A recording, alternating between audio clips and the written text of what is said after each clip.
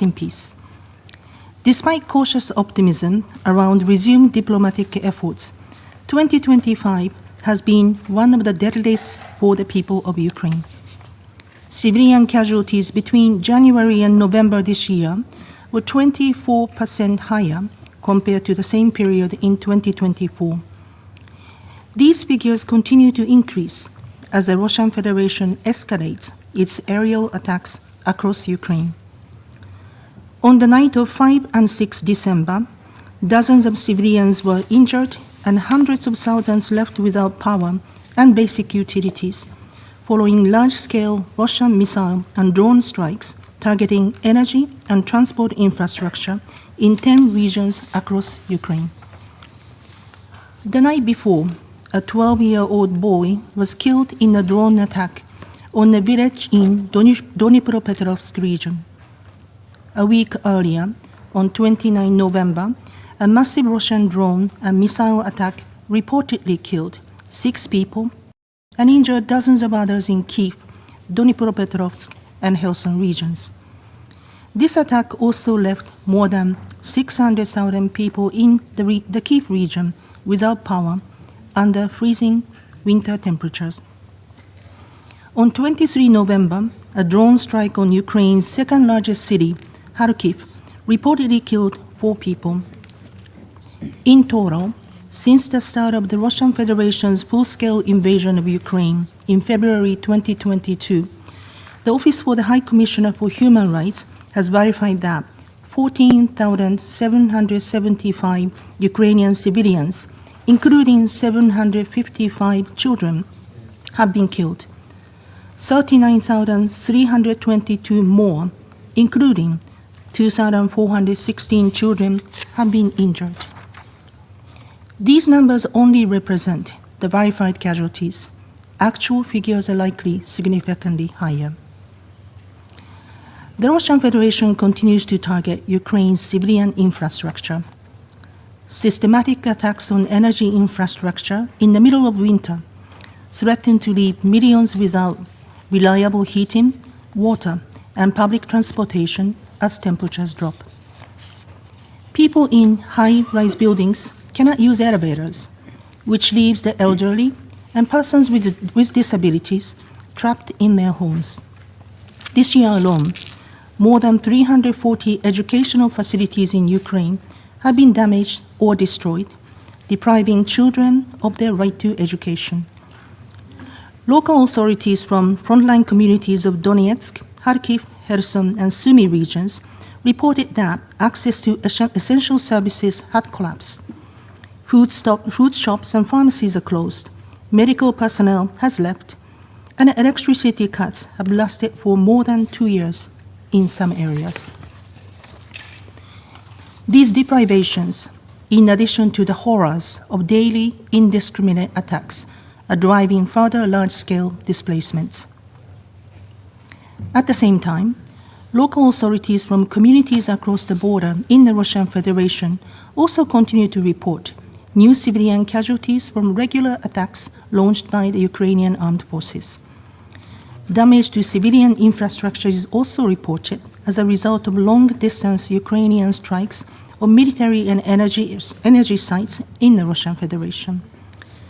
Due to lack of access and limited public information, the United Nations is not in a position to verify these reports. As has been stressed at all our briefings, I reiterate that attacks on civilians and civilian infrastructure, including energy infrastructure, are prohibited under international law. No matter where they occur, they are unacceptable and must stop. My colleague from the Office for the Coordination of Humanitarian Affairs will share more information about the humanitarian situation in Ukraine and the UN response through the meantime. Madam President, the United Nations has repeatedly warned against any action that could further escalate or expand this devastating war, now well in its 4th year. Following repeated alleged violations of airspace of several European countries, we are following with concern the recent reported incidents involving shipping and port infrastructure in the Black Sea. On 5 December, Bulgarian authorities launched efforts to evacuate the crew of an oil tanker that caught fire off the Black Sea port of Aktopol. This was one of the two Russian tankers reportedly hit on 29 November by Ukrainian naval drones in the Turkish economic zone. Earlier, in a separate incident on 2 December, another Russian-flagged tanker on its way from Russia to Georgia allegedly came under a drone attack off the Turkish coast. There have also been reported Russian attacks on port infrastructure in the Ukrainian port of Odessa, as well as alleged Ukrainian attacks on the Azov Sea port of Temryuk in Russia's Krasnodar region. While no casualties were reported, these incidents represent yet another step in the current dangerous cycle of escalation. We continue to urge all concerned to de-escalate tensions and to prevent the risk of further expansion of this conflict. This certainly also applies to the immense danger the war poses to nuclear sites. Despite the efforts by the International Atomic Energy Agency, IAEA, to restore power lines at Ukraine's Zaporizhzhia nuclear power plant, the plant continues to experience dangerous power interruptions as a result of ongoing attacks in its vicinity, including, most recently, during the Russian attack on 5 and 6 December. IAEA has also conducted a comprehensive safety assessment of the new safe confinement at the Chernobyl site, which was severely damaged in the drone strikes in February. According to the assessment, the confinement had lost its primary safety functions, including the confinement capability. No permanent damage to its load-bearing structures or monitoring system was, however, found. Any military actions endangering the safety and security of nuclear plants are unconscionable, irresponsible, and must immediately cease. Madam President, we remain deeply concerned about systematic violations of human rights and international humanitarian law in the areas of Ukraine occupied by the Russian Federation, as reported by OHCHR. These violations undermine the principles of international humanitarian law set to safeguard human dignity and the protection of civilians.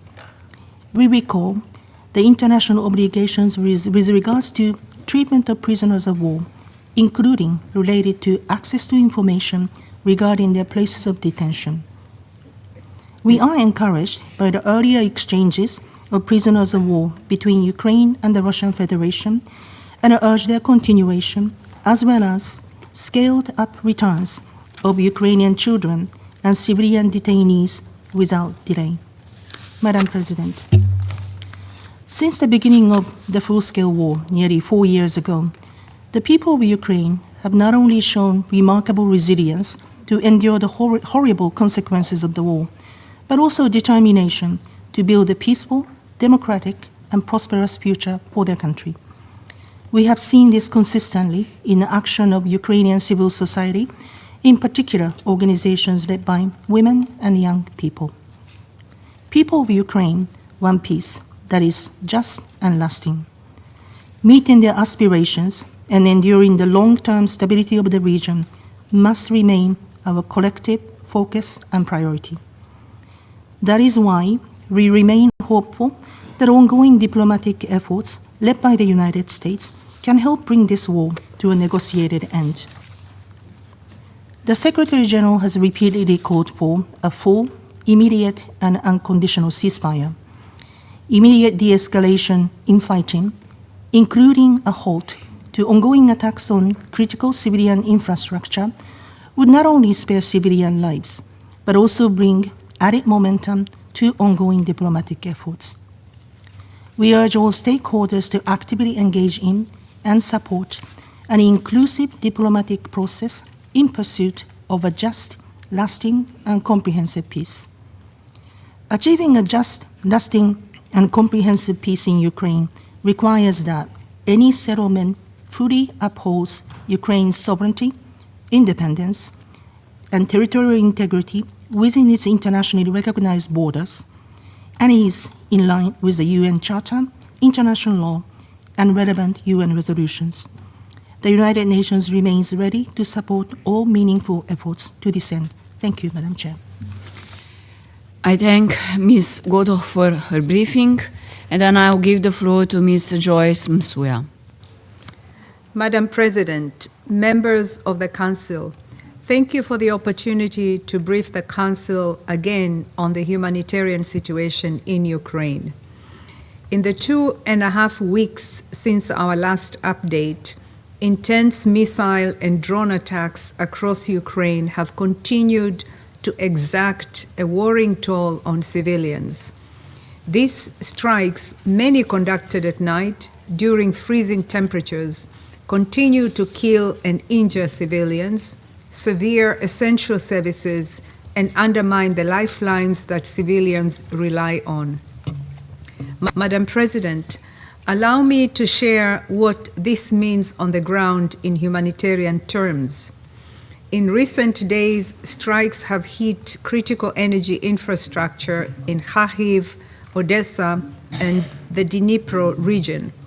Repair teams cannot keep pace with the damage. In several oblasts, rolling blackouts of 12 to 18 hours are cutting heat and water to entire apartment blocks. In Odessa, a missile strike last week destroyed a substation supplying power to several neighborhoods, including a displacement center. Attacks last week also hit residential buildings in Kharkiv, Sumy, and Zaporizhia, killing and injuring civilians, including children, continuing the patterns documented in our previous briefings. Across Donetsk and Kharkiv oblasts, authorities and humanitarian partners have accelerated voluntary evacuations from communities where repeated shelling has made it impossible to guarantee even minimal services. In areas around Prokhovsk, already highlighted in our November briefing, winter has compounded needs. Older people, people with disabilities, and families with young children are increasingly seeking evacuation after days without heat, clean water, or stable power. Some communities are facing sub-zero temperatures in damp shelters, many of which damaged from previous strikes. In Liman, where roughly 3,000 civilians were already out of reach of regular assistance, attacks have further restricted movement. Local volunteers told us last week that families are rationing humanitarian supplies. Madam President, energy infrastructure has been targeted in Ukraine and the Russian Federation, and winter sharply raises the stakes. Each damaged substation, heating pipeline, or pumping station risks cascading failures with grave repercussions for the well-being of civilians. In Kherson, a strike last week damaged a heating plant serving thousands of residents. A doctor from the nearby clinic shared with our team, and I quote, "People can survive without electricity for a time, but not without heat. Without heat, our elderly patients decline within hours," end of quote. WHO has verified hundreds of attacks on healthcare this year, attacks which kill, injure, and cripple health services when illnesses, hypothermia risks, and trauma cases surge. International humanitarian law is unequivocal. Civilians and civilian objects, wherever they are, must be protected, and constant care must be taken to spare them. Indiscriminate attacks, including attacks that cause disproportionate incidental death or injury to civilians or damage to civilian objects, are strictly prohibited. As the 22nd meeting of states parties to the Anti-Personnel Mine Ban Convention concluded last week, it is timely to renew the UN's grave concern of a state's intention to withdraw from this treaty and the concerning retreat from international humanitarian law this represents. Anti-personnel landmines protect no one. Madam President, humanitarian partners continue to deliver assistance whenever and wherever access allows. Over recent weeks, winter clothing, blankets, and thermal supplies have been pre-positioned in frontline oblasts, and community points have been established to provide civilians with access to heat, electricity, and basic services during outages. Collective centers have been expanded for families arriving through evacuation corridors. Mobile health teams are traveling to areas experiencing prolonged outages. And interagency convoys continue to deliver food, water purification tablets, medical supplies, and shelter materials. So far this year, 44 convoys have reached 50,000 civilians in the hardest to reach communities along the front line.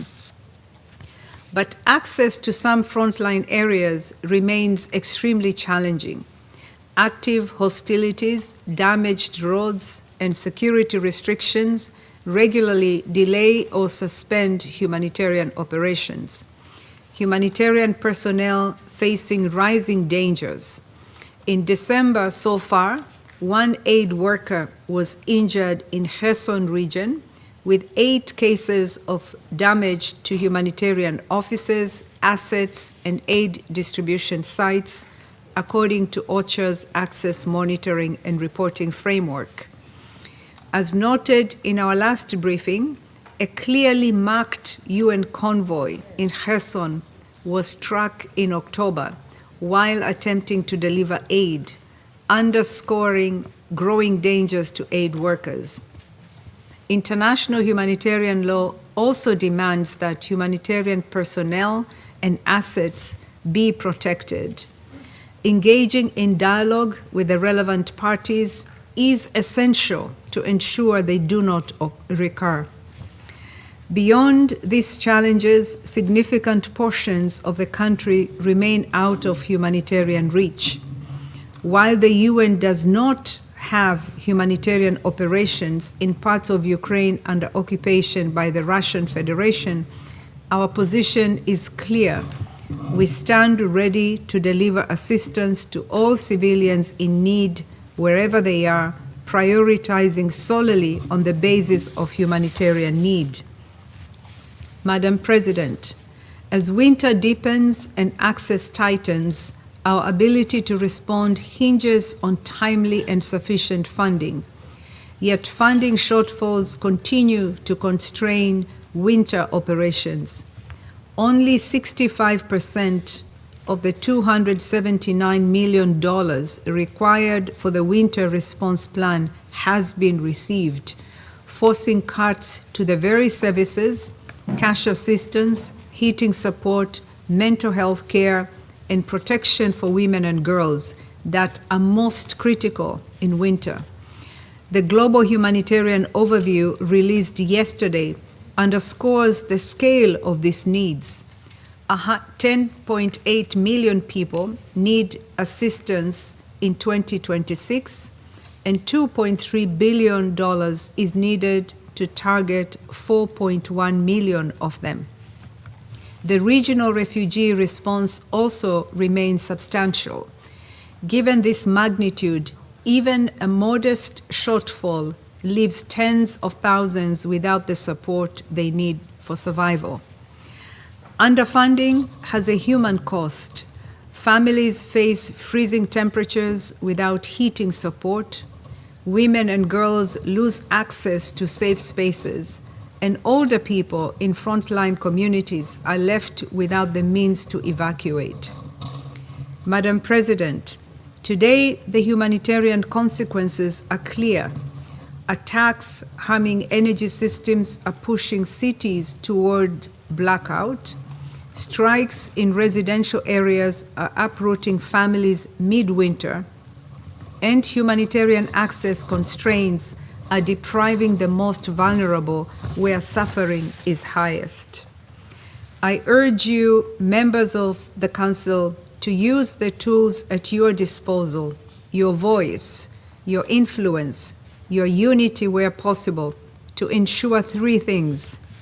First, that the rules of war are upheld in practice, not only in principle, to protect civilians and civilian infrastructure. Your collective influence on the protection of civilians carries weight. Second, and equally a matter of compliance with the rules of war, that safe, unimpeded humanitarian access to civilians in need be facilitated.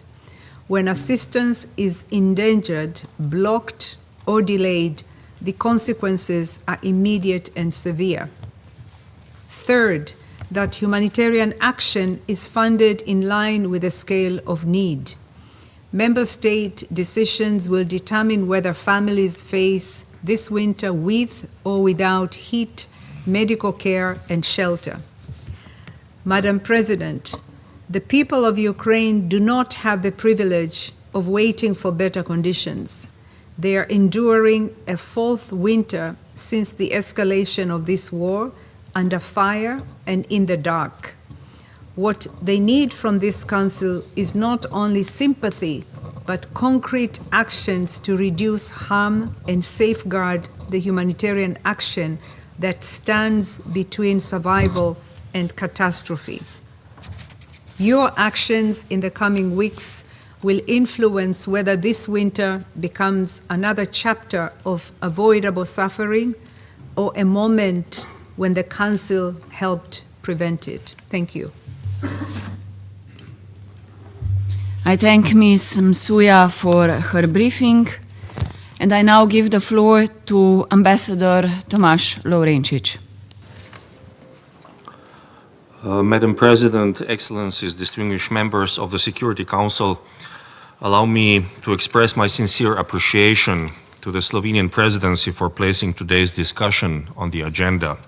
I address you as the Director of ITF Enhancing Human Security, a humanitarian organization established by the government of Slovenia that has worked for nearly 3 decades in conflict-affected countries to clear mines, assist victims, and help communities recover.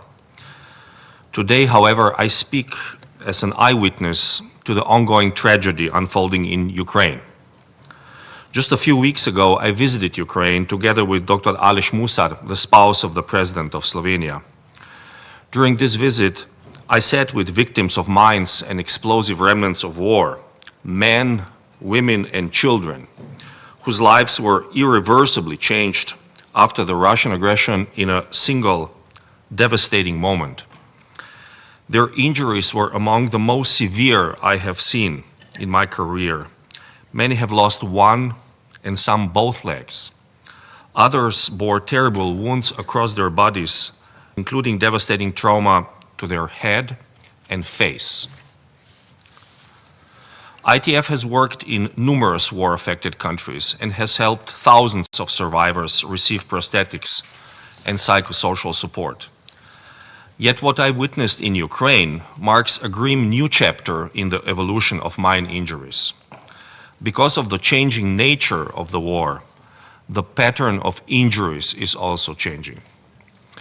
In the past, most victims in mine-affected countries were injured from below, by stepping on a device buried in the ground. Today, in Ukraine, injuries increasingly come from above. The massive and systematic use of explosive drones has effectively moved minefields into the air.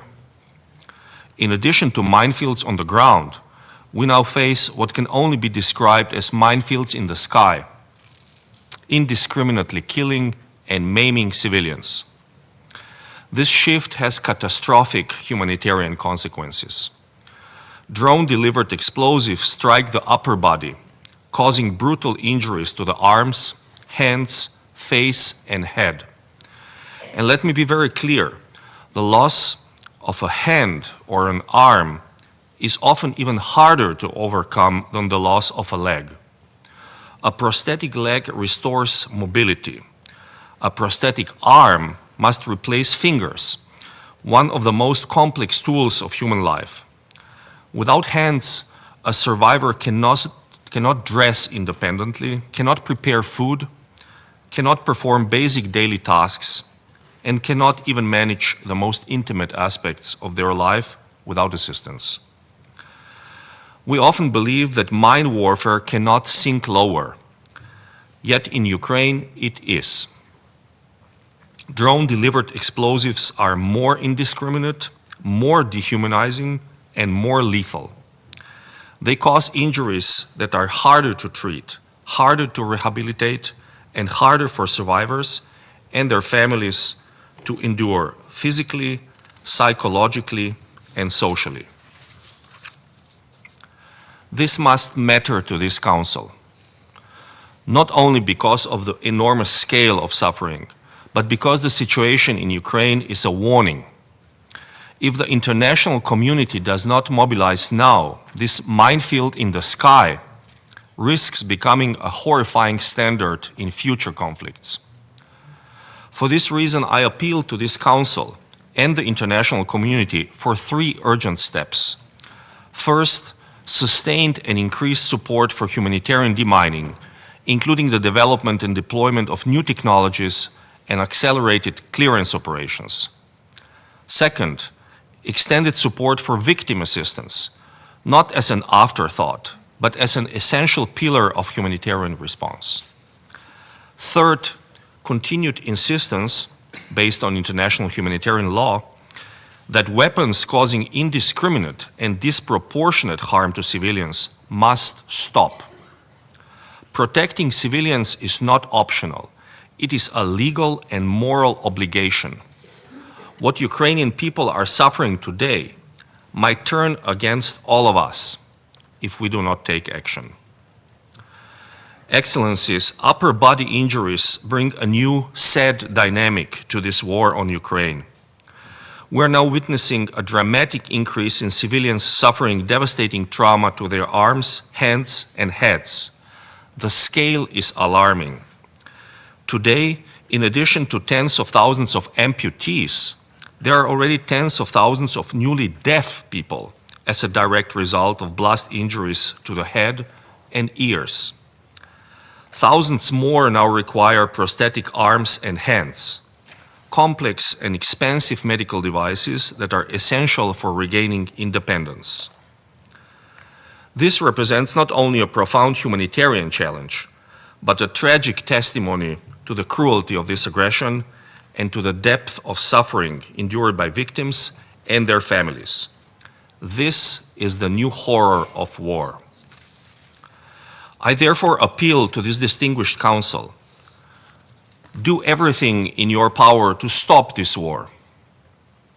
And if this cannot be achieved immediately, then at least act to limit harm from the air. The emergence of minefields in the sky must not be allowed to take root.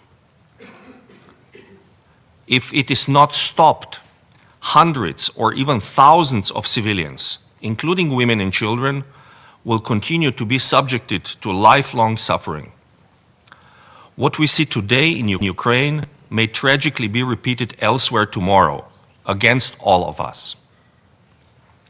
Excellencies, let me conclude.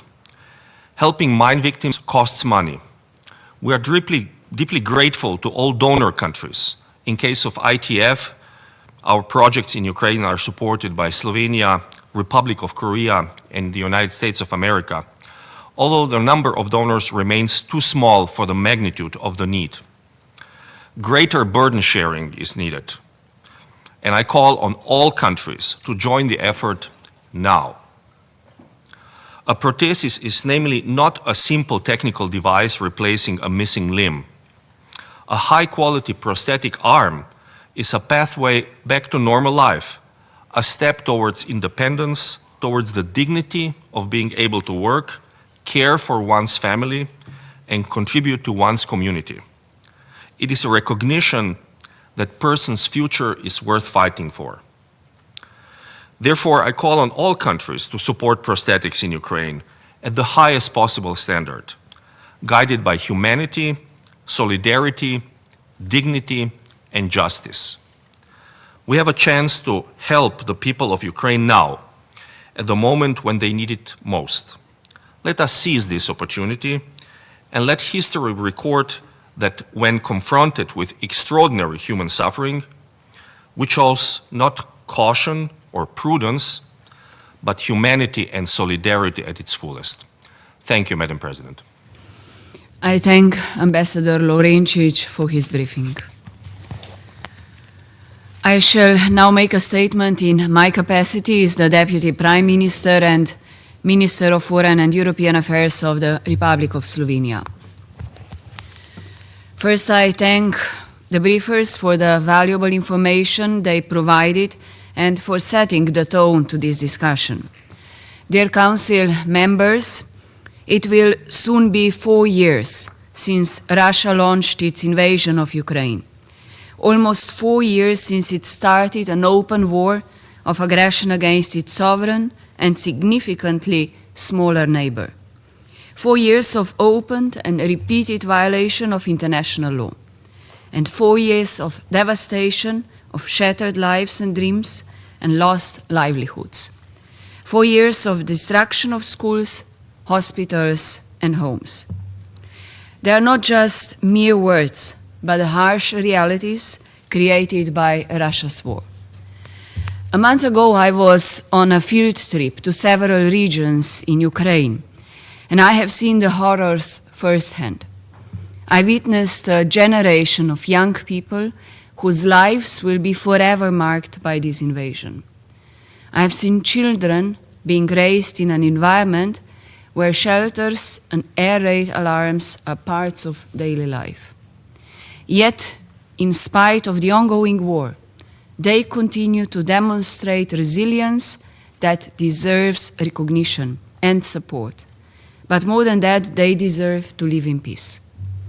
Dear delegates, this is not the first time the Security Council has found itself facing a protracted conflict. However, we cannot leave and allow the value of human lives to decrease with each anniversary of the war. We object to Russia's escalation of the war while peace talks are underway. Russia continues to escalate its war. Swarms of drones are growing larger. Ballistic missiles are flying farther away from the front line, and we have even seen airspaces of other countries violated. On the receiving end of all these are civilians. Violence against them is visibly on the rise. In 2025, the number of civilian casualties rose for more than a quarter compared to last year. And as winter is setting in, the weakest parts of society continue to bear the brunt of the war. Civilians are in a dire need of an end to hostilities, and it is our responsibility to respond to a dire situation on the ground. We have reliable data provided to us by the briefers. We have trustworthy information from the UN presence in the country. As Council members, we must speak against blatant violations of humanitarian international law. Speak against abductions and forcible transfers of children, condemn territorial conquest, and denounce the erosion of the foundation of this very organization. Ambassadors, this war needs to end. As a first step, both sides should urgently agree to a full and unconditional ceasefire. 14 members of this Council keep demanding it. Ukraine has agreed to it months ago. We reiterate our call on Russia to do the same. Only with an end to the fighting, meaningful peace negotiations between Russia and Ukraine can take place. And only then a just peace can be achieved. A peace firmly rooted in the principles of the UN Charter, a lasting peace for Ukraine, shaped by Ukraine. And until then, Slovenia will continue to stand by Ukraine. And it will keep calling for peace and demanding respect for international law across the board by everyone, everywhere, at all times. I resume my function as President of the Council, and I now give the floor to the representative of Denmark. Thank you, Madam President. And let me also thank the briefers for sharing their insights. Before addressing the latest wave of Russian attacks on Ukraine, as described by our briefers, let me first reaffirm several fundamental principles that we believe must define a viable path to peace in Ukraine. First, Denmark called for an immediate ceasefire. It is the only credible first step towards a comprehensive, just, and lasting peace in Ukraine in line with international law, including the UN Charter. A ceasefire could allow for much-needed trust building between the parties, while lending hope for an urgently needed break from war for the civilian population. Second, Ukraine needs credible and robust security guarantees. Ukrainians must be able to live in confidence that the nightmare they are currently enduring will not repeat itself. Third, nothing about Ukraine without Ukraine. This peace has to be driven for and with Ukraine. And of course, the region also has to be involved. When European security is on the table, Europe has to be at the table. Denmark appreciates the efforts of the United States to bring peace to Ukraine and fully supports all efforts to reach a peace agreement in Ukraine based on these principles. Principles that uphold Ukraine's independence, sovereignty, and territorial integrity as enshrined in the UN Charter. It is often claimed in this chamber that Europe is prolonging the war by supporting the defense of Ukraine. That is not the case. We support Ukraine because its people are dying at the hands of their much larger neighbors' aspiration to change borders with brute force. For the sake of Ukraine, and for the sake of European and international peace and security, we cannot allow Russia to benefit from such deplorable actions. Madam President, turning to the developments on the ground, our briefers have been clear. Russia's attacks have continued unchecked and unabated. At this critical moment, the international community must stand with Ukraine. The country has entered its fourth winter since the launch of Russia's full-scale invasion. With months of freezing temperatures ahead, Russia is intensifying its attacks against civilians and civilian infrastructure. Such attacks are a clear violation of international humanitarian law. As we've heard this morning, Russian bombs keep falling over cities and civilian infrastructure, destroying access to electricity, heating, and clean drinking water. While the world calls for peace, Ukraine is experiencing massive airstrikes and power outages for hours on end every single day. Last week, the UN General Assembly adopted a resolution condemning Russia's illegal abduction of Ukrainian children in the temporary occupied territories. We reaffirm that condemnation today. It was relieved to learn that 7 children were recently reunited with their families in Ukraine. We stress that all children must be reunited with their families immediately and without conditions. Children should never be subject to such inhumane treatment, nor should they be used as political bargaining chips. We call for all perpetrators to be held accountable. Madam President, Russia's actions leave us in no doubt that it is not serious about peace. While Ukraine agreed to a ceasefire long ago, Russia continues to dismiss any such calls and persistently reiterates unacceptable demands. Just last week, President Putin confirmed that Russia will seize the Donbas region by any means. Let us be clear. Russia is seeking the capitulation of Ukraine. Madam President, in closing, the Ukrainian people have suffered too much for too long. They deserve to return to their homes and to rebuild their lives and their country in peace and prosperity. Denmark remains steadfast in our support to this objective. I thank you. I thank the representative of Denmark for the statement, and I now give the floor to the representative of Panama. Gracias, señora presidenta. Thank you, Panamá Madam agradece la President. valiosa Panama información is grateful compartida for the por la invaluable señora information Kayoko shared by Goto, Ms. funcionaria Kayoko interina Goto, de la División de officer Europa, in charge Asia of Central the y las Europe, Américas Central en el Asia, Departamento de Division Asuntos in the Políticos y de Department of Construcción de Political la and Paz, Peacebuilding Affairs. de la señora Joyce We're also Misuya, grateful for the briefing subsecretaria from Ms. general de Joyce Asuntos Misuya, Humanitarios Assistant Secretary y General for coordinadora Humanitarian adjunta del Affairs and Socorro de Emergencia, Deputy Emergency y Relief de su excelencia Coordinator. Tomás Lobrenzi, We're director de finally IPF grateful for the Enhancing briefing Human given by Security. Tomas Lorenzi, Tomamos Director nota of de la ITF presencia de Enhancing los Human Security. We representantes take de las note of the presence delegaciones of the que nos representatives of distinguen the con su delegations that participación. do us the honor of attending our Nos meeting reunimos today. nuevamente para We're meeting analizar las once again to consecuencias de la analyze the guerra en Ucrania. consequences of the Al war in acercarnos al Ukraine cuarto año as de the fourth year hostilidades, of Panamá hostilities draws reafirma to a su close. preocupación por la Panama población here civil reaffirms its que concern continúa for the civilian sufriendo de population manera that continue desproporcionada to bajo los ataques disproportionately diarios suffer de under drones the y daily misiles. drone and missile attacks. Por ello, el cese de Consequently, a hostilidades y cessation of ataques a zonas hostilities civiles and the es cessation of impostergable. attacks on civilian Hemos areas is urgent reiterado and este cannot be llamado en postponed. varias We have ocasiones en reiterated esta this sala appeal y on el several resultado occasions es in this chamber, indiferencia and ante the el result is cumplimiento del derecho indifference towards internacional compliance with y del international derecho law and internacional international humanitario, humanitarian law. así como un Another evidente result is cumplimiento de clear los principios violations of the fundamentales fundamental de la principles Carta de las of the Naciones United Unidas. Nations Charter.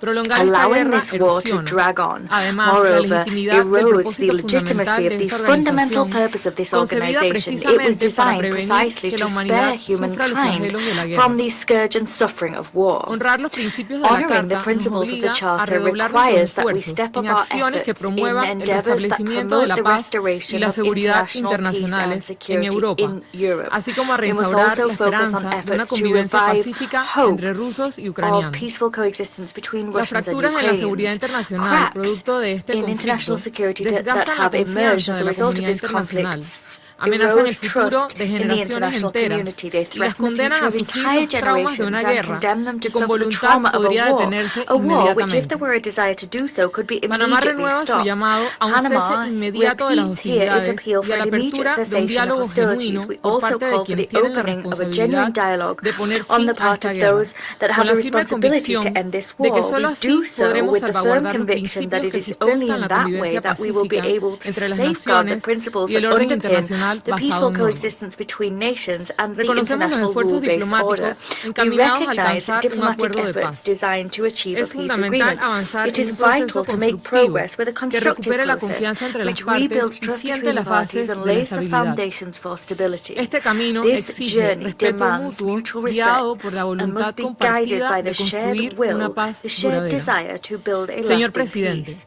la historia nos enseña President, history que has la shown paz us that siempre ha sido peace has posible cuando always ha been existido possible voluntad when para there has alcanzarla. been a desire El to achieve sufrimiento it. que The presenciamos entre suffering pueblos that we are hermanos witnessing among no responde a un brotherly destino peoples inevitable, is not sino a decisiones an humanas. inevitable act of fate. Poner fin It a is esta rather guerra the result requiere of human voluntad, decisions. Putting an end to disposición, this war coherencia y requires valentía. will, readiness, Panamá consistency exhorta a and todos los bravery. actores Panama involucrados urges a all priorizar el actors respeto a la involved to vida prioritize sobre the la respect for geopolítica life over y and a above demostrar que el diálogo geopolitics puede and to más que la demonstrate fuerza. that Muchas dialogue can gracias. prevail over force. Thank you. I thank the representative of Panama for the statement, and now I give the floor to the representative of Greece. Thank you, Mr. President. I also thank the briefers for their input. In the course of another winter, the scourge of this illegal war of aggression ravages Ukraine. The calls of the overwhelming majority of this Council for an immediate ceasefire remain unheeded by Russia, as our briefers' accounts have made clear. Since our last meeting almost 20 days ago, Russian attacks have intensified and civilian casualties have numbered in thousands following strikes in residential buildings and other civilian facilities in densely populated areas. Amid plunging temperatures, Russia continues its strikes targeting critical energy infrastructure, causing widespread blackouts and leaving homes without the essentials for survival. Such actions constitute clear violations on international humanitarian law and may account to war crimes. Children are also of major concern to us. They should be particularly protected as the Convention of the Rights of the Child and its optional protocol recognize them as uniquely vulnerable victims. In this regard, we welcome the adoption of the General Assembly resolution on the return of Ukrainian children, deploring Russian actions, demanding their immediate, safe and unconditional return, and providing the Secretary General with a comprehensive mandate to ensure their return. We urge Russia to respect the UN membership's call. At the same time, we are fully aware that in Ukraine, the rights of children to life, health, psychosocial development, education and identity are violated on a daily basis.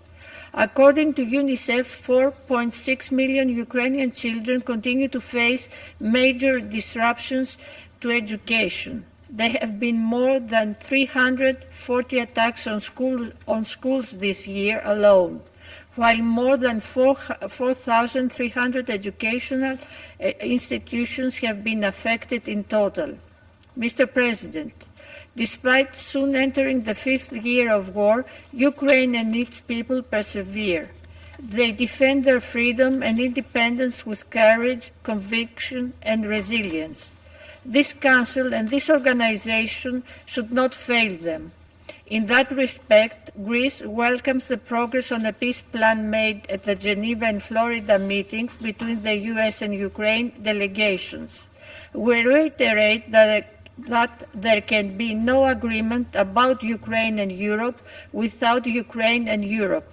We also call on Russia to engage in good faith and abandon its maximalist demands.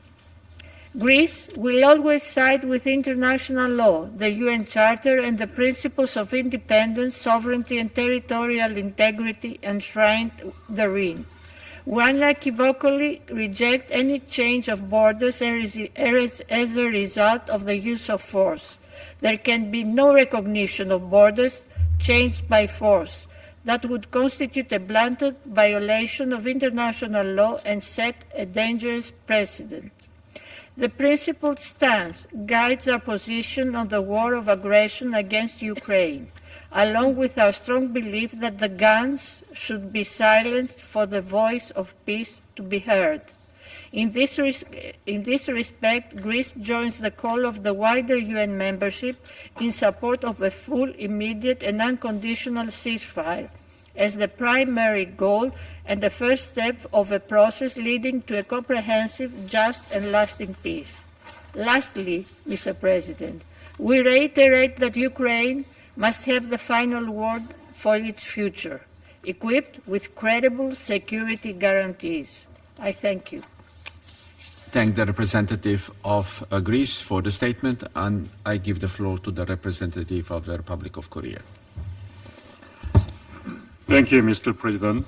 I also thank Ms. Kotor, ASG Umsuya, and Director Lovrenchik for their timely briefings, and welcome the representatives of Ukraine and other European countries.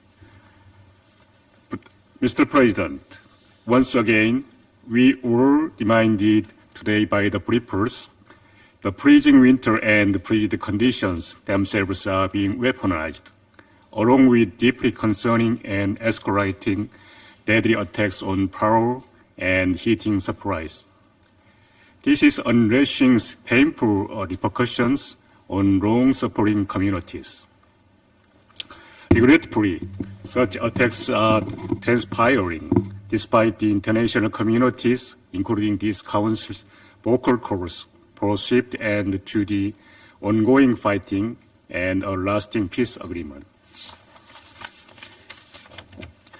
In this light, I'd like to expand on the following points. First, the Republic of Korea reiterates its call for all relevant parties to immediately halt the attacks on energy infrastructure and civilian population centers. Such attacks, carried out with massive drones and missile swarms that continue to on near daily basis, are why the UN is warning of a catastrophe within a catastrophe. These attacks constitute a clear violation of the international humanitarian law, as articulated in Article 54 of the Additional Protocol 1 to Geneva Conventions, as they targeted civilian infrastructures indispensable to the survival of the civilian populations. Civilians should not be targeted and must be protected under the international humanitarian law. This situation should not persist any further. Second, even if the humanitarian situation were to be improved, we emphasize without end to the war. Such improvement would be merely temporary. In this connection, the Republic of Korea is supportive of ongoing U.S. leadership to advance dialogue with your view to pursue rapid and tangible steps toward a peace plan that can ensure lasting peace between Russia and Ukraine. We note with attention that diplomatic efforts to halt this senseless loss of life have seen positive developments in recent weeks. We take this opportunity to improve all key leaders and stakeholders to do all they can do, foster sustainable peace and save lives at this particularly vital juncture for the region and the world. Third, we cannot overlook the fact that one of the key obstacles to ending this war is the Russian and DPRK military cooperation, which include illicit arms and ballistic missile transfers and troop deployment. This cooperation continues to prolong the conflict and facilitate its progression to that of global scope in a manner that both dangerous and unpredictable. This is clear violation of international law, including the UN Charter and multiple Council resolutions, and undermines the global non-proliferation regime. My government once again strongly urge Russia and DPRK to immediately cease their unlawful military cooperation. Mr. President, we must not allow people of Ukraine to endure yet another harsh winter, and we must collectively reinvigorate all efforts for peace. For its part, the Republic of Korea reaffirms its full commitment to ending this war and standing with Ukrainian people as they rebuild their country and project a brighter or more secure future. Thank you. I thank the representative of the Republic of Korea for the statement, and I give the floor to the representative of China.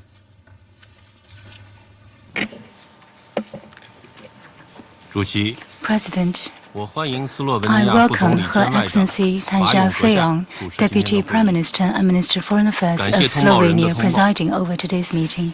I thank the briefers for their briefings. The Ukraine issue has now entered a critical phase towards a negotiated settlement. Discussions at international level are increasingly converging on negotiation, moving closer to peace. Major stakeholders have put forward a number of proposals for peace talks and engaged on different occasions. China welcomes such progress, supports all efforts leading up to peace, and hopes the international community will work together for an early political settlement of the crisis. First, joint efforts must be made to advance the peace talks. Peace talks cannot happen overnight. China has noted that relevant parties have recently put forward their positions and concerns on key issues. We call on parties concerned to seize the most positive momentum, move toward each other, demonstrate political will, and continue to build up consensus to strive for a fair, lasting, and binding peace agreement as soon as possible. Second, collective action is required in the protection of civilians. Despite resounding calls for peace, hostilities on the ground remain unabated, leading to a succession of new casualties and infrastructure damage and destruction, which are profoundly worrying. China urges the parties concerned to the conflict to exercise maximum restraint, rigorously comply with international humanitarian law, and effectively ensure the safety of civilians civilians and civilian infrastructure. We call on the international community to step up humanitarian assistance to help affected populations tide over their hardships. Third, uniting in efforts to create an European security architecture. While parties concerned had reached the Minsk and New Minsk agreements, the Ukraine crisis eventually erupted. The underlying reason being the failure to properly address their respective security concerns and tackle the root causes of the conflict. Any new peace agreement must draw from this lesson. China calls on all parties to uphold the vision of common, comprehensive, cooperative and sustainable security, bearing in mind the principle of indivisible security, and take seriously and properly address their respective legitimate security concerns, especially the root causes of the conflict, to establish a balanced, effective, and sustainable European security architecture.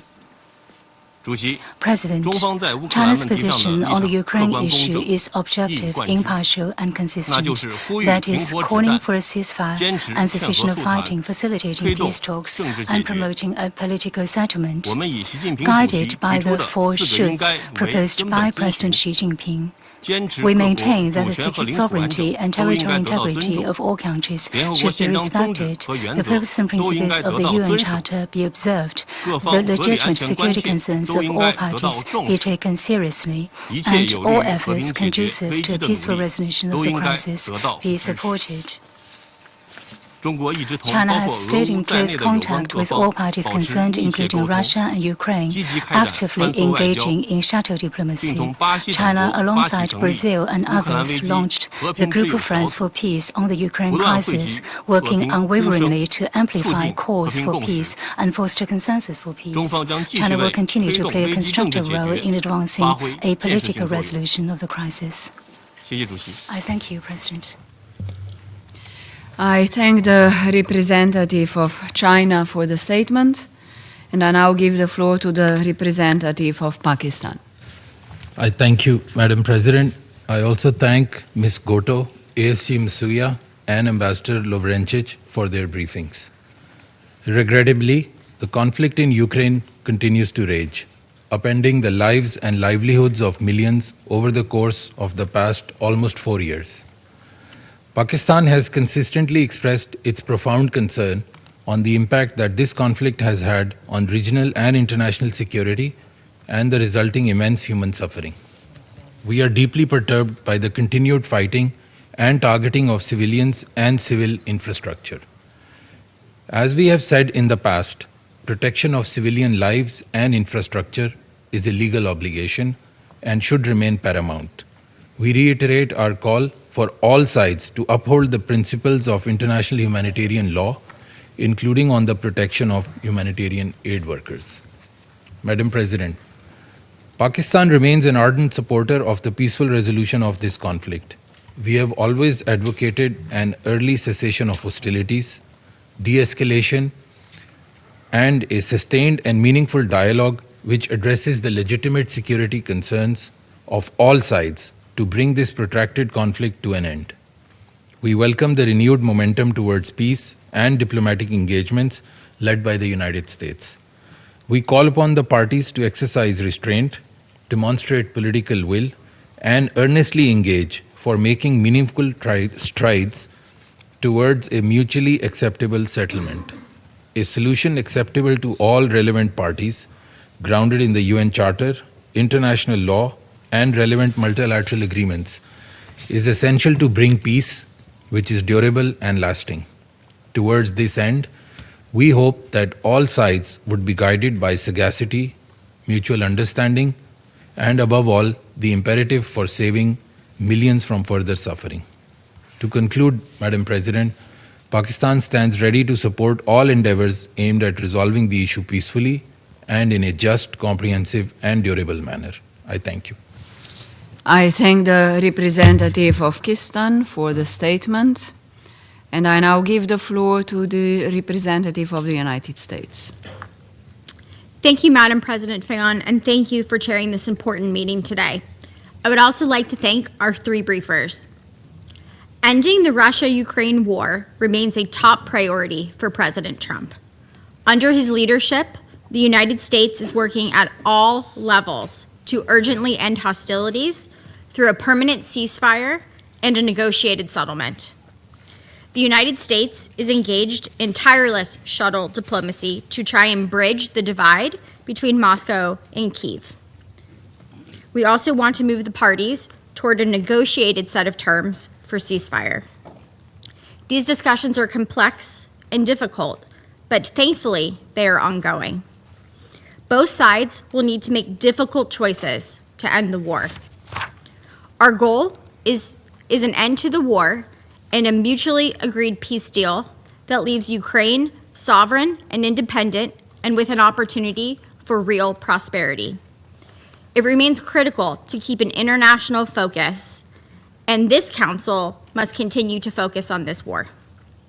The United States will follow President Trump's leadership towards peace and deploy all available tools to reach a ceasefire and a final negotiated peace agreement. I call on Moscow and Kyiv to likewise follow President Trump's lead and stop the senseless loss of life. The death toll and the scale of destruction in both Ukraine and Russia only continues to grow.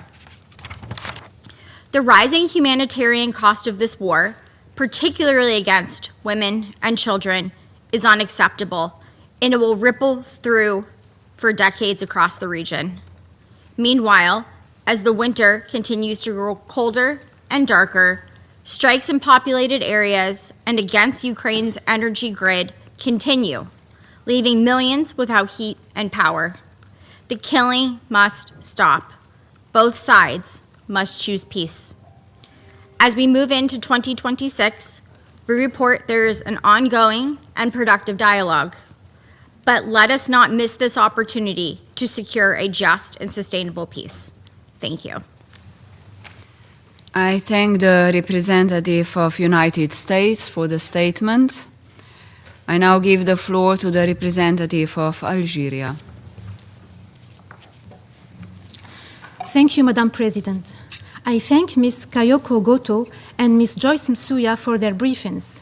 I listened carefully to the remarks of Ambassador Tomasz Lorencic.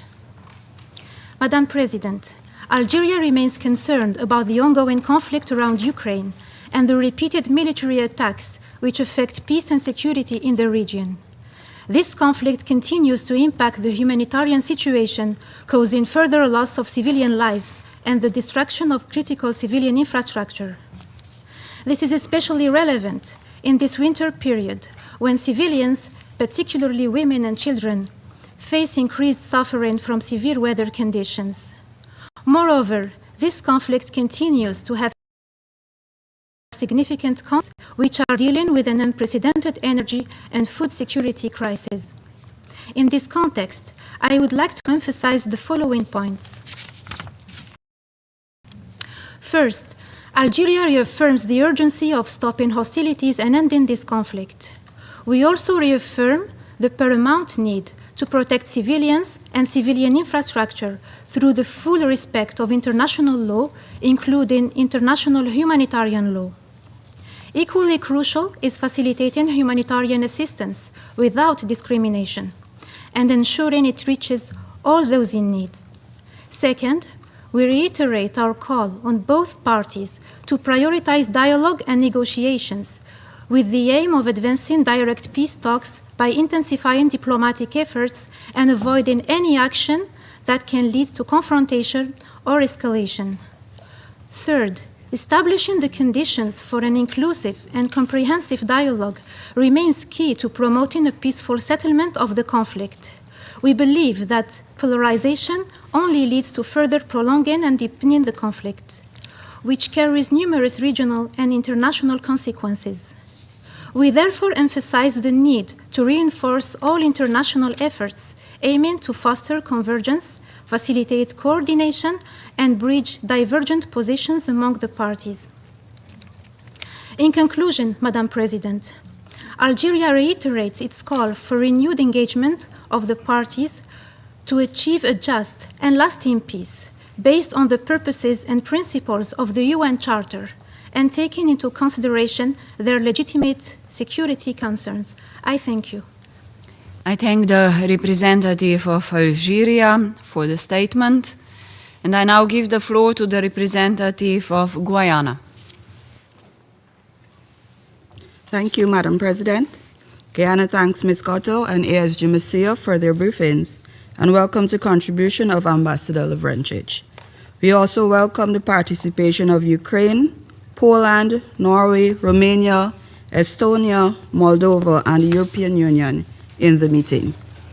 Today's meeting comes at a critical time as we are witnessing a notable increase in diplomatic efforts aimed at ending the nearly 4 years of active conflict between the Russian Federation and Ukraine. A conflict that has been marked by violation after violation of international law from its inception, and which continues to have a devastating toll on the lives of civilians in both countries. Since Russia's violation of Article 2.4 of the United Nations Charter and the territorial integrity of Ukraine in February 2022, we have consistently witnessed what can only be described as a wanton disregard for international humanitarian law and the established norms and principles that underpin the international legal order. Just recently, and even as the parties are engaged in peace talks, there was an increase in drone and missile strikes impacting civilian and critical infrastructure and resulting in the loss of civilian lives across several regions. Many of these attacks resulted in blackouts and compromised operations at nuclear power plants, putting nuclear safety at serious risk. Railway, port facilities, and oil refineries have also not been spared. These actions, taken at a time of renewed hope for achieving a peaceful solution, will further erode trust among the parties, undermine regional stability, and worsen the global climate of insecurity. As always, civilians continue to bear the heaviest brunt as the death toll climbs, and there is mounting displacement and the destruction of their homes and communities. Guyana continues to underscore that civilians are not collateral damage. Every life taken in the course of this war is one life too many. We call on the parties to take meaningful action to halt further violations, uphold their obligations under international law, including international humanitarian law and international human rights law, and to take constant care to spare civilians from harm. Moreover, we call upon the parties to the conflict to cease hostilities on humanitarian grounds as the peace talks continue, and to foster a conducive environment for the ongoing negotiations towards a definitive ceasefire. We urge the international community to support this call, recognizing that genuine progress toward peace is difficult to achieve under the current circumstances. The only viable path toward resolving the conflict peacefully lies in sustained dialogue, genuine engagement, a steadfast commitment to a diplomatic solution, and firm adherence to established international norms. As the peace talks continue, we hope that they will lay the foundation for a future marked by stability and security for both Ukraine and the Russian Federation. The outcomes of these discussions must therefore be rooted in the purposes and principles of the United Nations Charter, including sovereignty and territorial integrity. We take positive notes of the recent comments indicating that some aspects of the peace negotiations have been both substantive and constructive. We hope that this spirit of cooperation and constructive engagement will endure, paving the way for a lasting and comprehensive end to the conflict. I thank you. I thank the representative of Guyana for the statement, and I now give the floor to the representative of France. Merci, Madame la Présidente. Thank you, Madam President. First of all, allow me to welcome you to New York as Slovenia takes up the presidency of the Council. I also wish to thank Ms. Kayotkotu, officer in charge at the DPPA. I'd also like to thank Ms. Joyce Musuya, Assistant Secretary General for Humanitarian Affairs, and Ambassador Thomas Lovrencic. I thank you all for your enlightening briefings on a situation which unfortunately continues to worsen.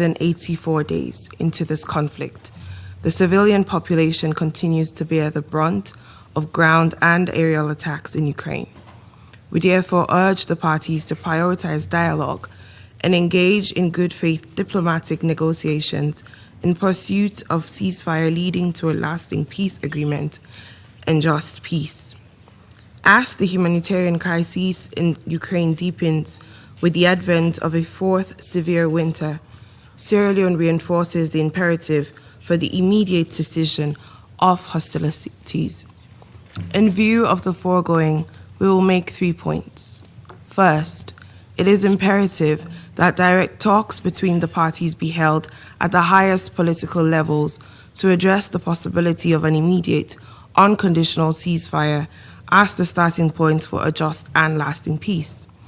For the better part of 2025, the United States have held diplomatic efforts between the two parties for a ceasefire agreement.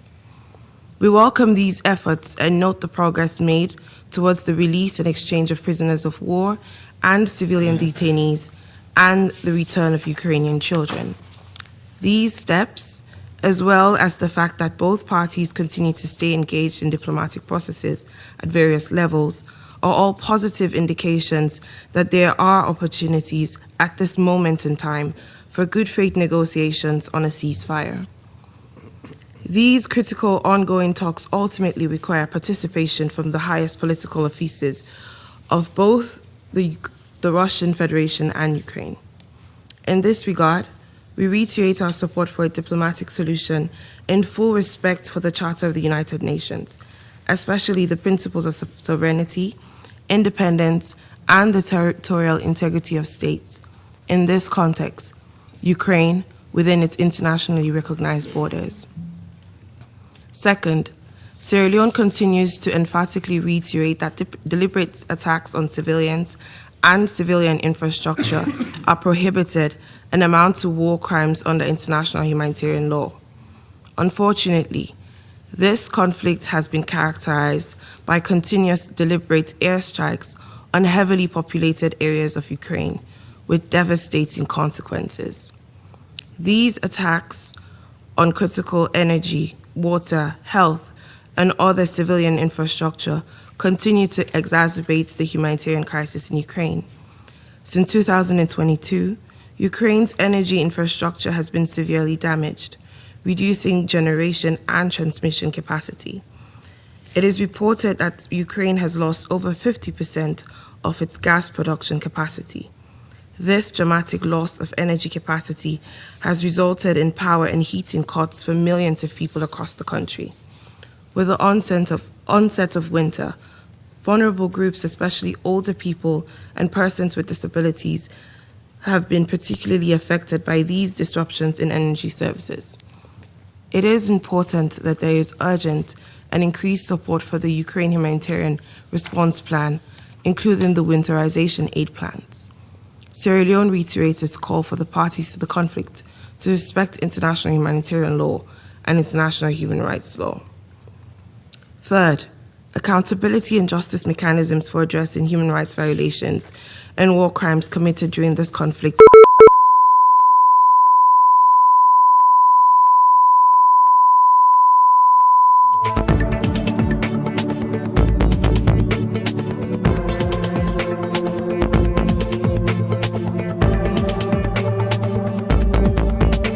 international law and human rights violations, including the deliberate targeting of civilians and civilian objects in military strikes, as well as extrajudicial killings, torture, sexual offenses, and the abduction of tens of thousands of Ukrainian children. The reports have also verified incidents of abuse of both Ukrainian prisoners of war and civilian detainees, as well as Russian prisoners of war. Sierra Leone has consistently joined other members of the Security Council to call for full, fair, and impartial investigations into allegations of breaches of international law and gross human rights violations during conflict. We also urge all states to cooperate fully with the International Criminal Court. To conclude, Madam President, we are at a critical juncture in this conflict. The alarming civilian casualty figures and the humanitarian crisis in Ukraine underscore the urgent need for all parties to the conflict to prioritize the protection of civilians and refrain from further escalation. We urge the parties to engage constructively, including on their legitimate concerns, to find a political and diplomatic solution as envisaged in Article 33 of the Charter of the United Nations. I thank you. I thank the representative of Sierra Leone for the statement, and I now give the floor to the representative of Somalia. Thank you, Madam President. We express our gratitude to the briefers for their comprehensive update. My delegation remains profoundly concerned by the continued deterioration of security and humanitarian situation in Ukraine. The ongoing hostilities serves only to prolong suffering and further diminish the prospect for a sustainable peace. We are deeply troubled by the continuous escalation of military action affecting civilians. The protection of civilians and the preservation of critical infrastructure are non-negotiable obligations enshrined in international humanitarian law. We reiterate that all parties to the conflict must respect and uphold these principles without exception. Madam President, we remain convinced that there is no military solution to this protracted conflict. Dialogue and diplomacy remain the only means to bring this crisis to an end. In this regard, we welcome the recent renewal diplomatic engagement. Specifically, we welcome the meetings between the United States officials and the Russian Federation and Ukraine. These engagements represent a vital step toward a de-escalation, and we hope they will lay the groundwork for a constructive path forward. We call upon all sides to seize this diplomatic momentum, exercise utmost restraint, and commit to genuine negotiations. Durable solutions must address the root causes of the conflict and be consistent with the United Nations Charter. To conclude, Madam President, my delegation reaffirms its unwavering support for all diplomatic efforts aimed at achieving a resolution that restores peace, security, and stability in Ukraine. Ukrainian people and all those affected by this conflict deserve peace, security, and dignity. I thank you. I thank the representative of Somalia for the statement, and I now give the floor to the representative of United Kingdom. Thank you, President. I thank our briefers for their presentations, and I welcome the participation of the representative of Ukraine and other European countries at our meeting. Yesterday, my Prime Minister hosted President Zelensky, President Macron, and Chancellor Merz in London for talks in which we recommitted our support to safeguarding Ukraine's long-term security, sovereignty, and prosperity. The United Kingdom supports efforts, led by the US, to secure a just and lasting peace in Ukraine, including robust security guarantees, in line with the principles of the UN Charter. This is a war that President Putin started. He could, if he wished, end it at any time by ceasing his full-scale invasion. We continue to hope that Russia will engage seriously with peace talks. But despite the genuine efforts of partners to mediate, Russia's campaign against Ukraine has only intensified in its brutality. President, the facts speak for themselves. Between 18 November and 4 December, Russia launched nearly 3,000 drones and over 110 missiles at Ukrainian cities. This is a repeated pattern of Russian behavior, while President Putin claims he is engaging in good faith in peace talks. Since rejecting Ukraine's offer of an immediate and unconditional ceasefire on 11 March, Russia has killed over 1,850 Ukrainian civilians. And since peace talks began in May, Russia has launched the largest air attacks of the entire war. These are not the actions of a country sincerely interested, as President Putin claimed in August, in paving a path towards peace. President, the UN has reported this year that an estimated 12.7 million people in Ukraine need humanitarian support. Russia's strikes not only directly kill civilians, but they worsen a dire humanitarian crisis. Since the start of October, Russia has launched 9 mass air attacks on Ukraine's energy infrastructure, reducing Ukraine's energy production capacity by 40% and causing nationwide blackouts lasting up to 16 hours a day. This is a deliberate weaponization of winter, plunging homes into freezing darkness and putting millions of vulnerable Ukrainian civilians at risk. We support President Trump and President Zelensky's efforts to secure a just and lasting peace. How many more civilians have to die before Russia accepts a ceasefire? I thank you. I thank the representative of United Kingdom for the statement, and I now give the floor to the representative of Russian Federation. Madam President, today those who follow Security Council meetings about Ukraine will have yet another opportunity to witness this hypocrisy fair organized by our European colleagues so as to demonstrate their support for the regime in Kiev, no matter what. In practice, despite all of the organizers' efforts, today's meeting only serves to highlight how London, Paris, Berlin, and other European capitals are interested in the war continuing to the last Ukrainian.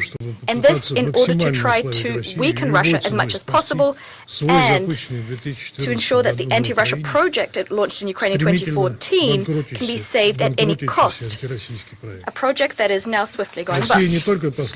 Russia has not only consistently tried to prevent this acute crisis of European security, provoked by many years of NATO actions to this end, but since day one we expressed a willingness to pursue the objectives of the Special Military Operation, the SMO, which we were compelled to start in February 2022, to pursue these through peaceful means. The aims contain nothing that any peaceable state wouldn't expect from its neighbors.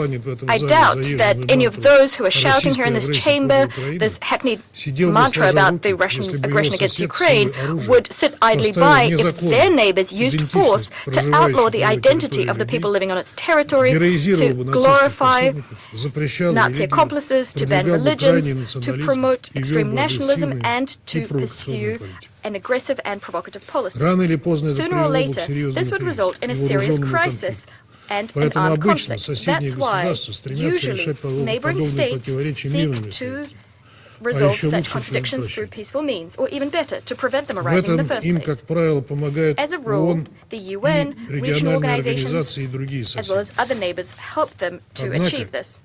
However, this formula, due to the efforts of Western states, didn't work vis-à-vis Russia, despite the fact that for many years we've consistently warned about this impeding crisis. The backers of the regime in Kiev were oblivious to this information, all the while, as it turned out, arming the junta and preparing it for war with Russia, with the Minsk agreements providing cover. Thus, it comes as no surprise that the most stubborn among them are continuing to pretend that we started the special military operation in a vacuum, and that Ukraine doesn't have any problems which are threatening the very survival of the state. The reality, in fact, shows quite the opposite is true. I think there's no need to delve into the details of the root problems which Ukraine is confronting today, 12 years after an anti-constitutional coup d'etat orchestrated by Western capitals.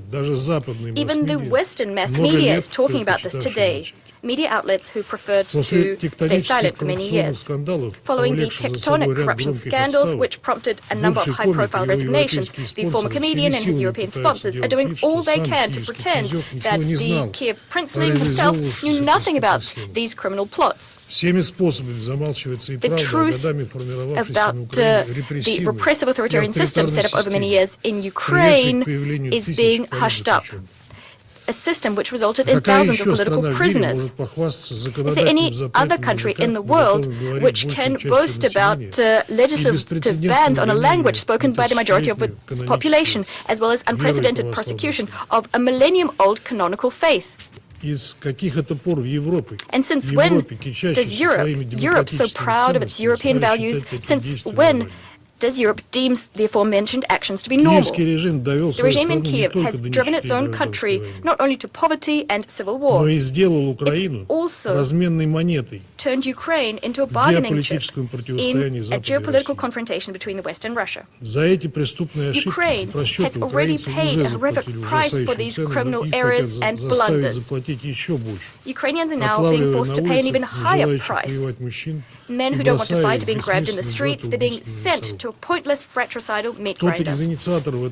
Can any of those who called today's meeting clarify why Ukrainians are being forced to fight against their will, when what we have on the table are fairly realistic proposals for long-term, lasting settlement of the Ukrainian conflict, something that our US colleagues are diligently working on? What are European sponsors trying to achieve? After all, they understand full well the disastrous consequences of the situation on the battlefield. After all, history relentlessly demonstrates that every new proposal being put before Ukraine is less favorable to it than the last, not to mention the hundreds of thousands of senseless losses which Ukraine has sustained due to the criminal actions of its leadership. Madam President, by forcing Ukrainians to fight and to reject peace terms it's being offered, Kiev's European backers are concerned, of course, not about the fate of Ukraine nor about its dignity. These are all fairy tales for pink ponies and guppy fish, as the Ukrainian blogosphere calls the credulous Ukrainian populace. What London, Paris and Berlin seek is to win time to prepare for war with Russia. A mad idea which in Brussels, the Brussels of NATO and especially the Brussels of the EU, an idea which they're trying to turn into practically the only ideology, bringing together European states, distracting the European populace from socioeconomic and political problems which are being made worse by the errors and blunders of their own European leadership.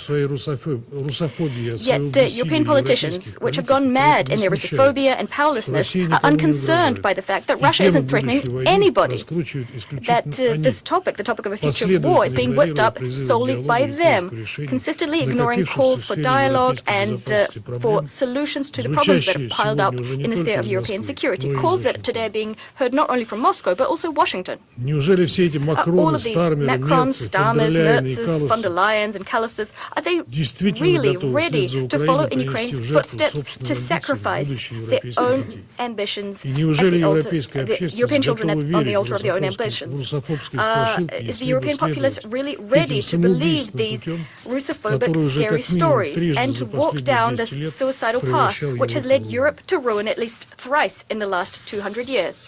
After listening to statements from our European colleagues in this chamber, there are more and more questions about whether European elites are in their right mind. Meanwhile, hopes of swift peace in Ukraine are increasingly ephemeral. It's clear Ukrainians, the overwhelming majority of which don't want to fight for a posse that has usurped power. Ukrainians will not be permitted to end this military madness. Instead of realistic ideas, calls, we got an earful of false assertions about so-called targeted Russian military strikes on Ukrainian civilian objects. Although everyone in Ukraine knows full well that homes, hospitals, schools and kindergartens, if they do suffer, they suffer solely as a result of the fact that Ukrainian air defenses are being set up in residential areas in violation of international humanitarian law. Meanwhile, the fact that strikes on energy and transport infrastructure are being promoted and ramped up by Zelensky himself, something for which he regularly receives painful response strikes for, this is something none of the organizers of today's meeting mentioned. Instead, we heard more fables about so-called kidnapped Ukrainian children, kidnapped by Russia.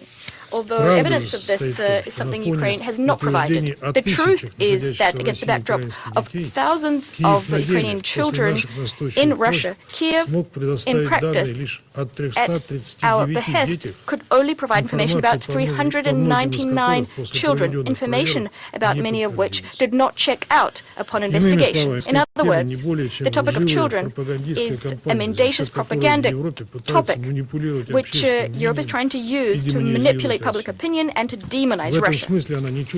Hence, it's no better than the staged show in Bucha. Assertions about Russia's involvement in Bucha is something that neither Ukraine nor its Western backers managed to provide evidence of. The real attitude of the Kiev regime to Ukrainian children can be seen in the scandal unfolding in Ukraine, a scandal surrounding the transfer in 2022 of roughly 3,500 children, orphans,